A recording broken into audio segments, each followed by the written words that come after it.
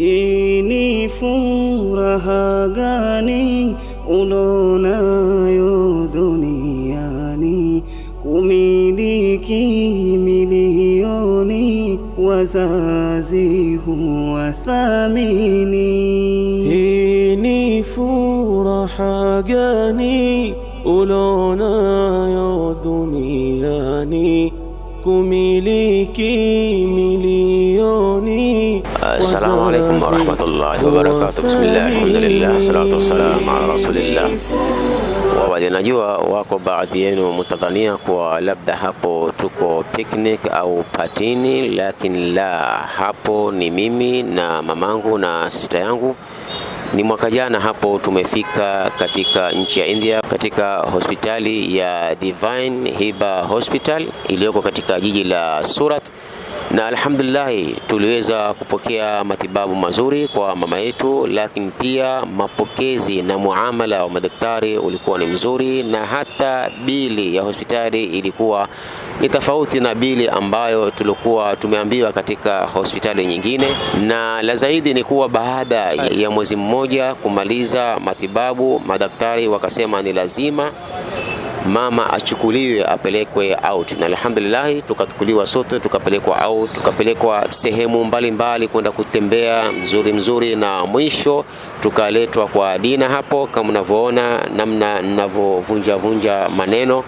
La zaidi ni kuwaomba tu ndugu zangu watazamaji wapendwa, tuko na azma kuondoka baada ya siku moja tu inshallah. Kesho tuelekee tena katika jiji la Surat katika nchi ya India, katika hospitali hiyo ya Divine Hiba Hospital, ili niende nikamtibu tena mamangu pamoja na sister yangu ambaye mwaka jana alifanyiwa vipimo na akaonekana kuwa ana ugonjwa fulani. Alhamdulillah mimi nilifanyiwa mwaka jana nikaonekana niko sawa, lakini mwaka huu nenda na sister mwingine ambaye ndiye mwenye kumsimamia mama na sister, ambaye pia atafanya testi. Kwa hivyo tuombeeni Mungu testi yetu iwe itakuwa iko salama, ili nipate kurudi zangu Mombasa na niweze kuendelea na harakati zangu za kuijenga jamii. Ndio kama nilivyotangulia kusema katika video ile tangulia ya kwamba hata kama nimesafiri mimi, bado program zitakuwa zinaendelea, project zitakuwa zinaendelea,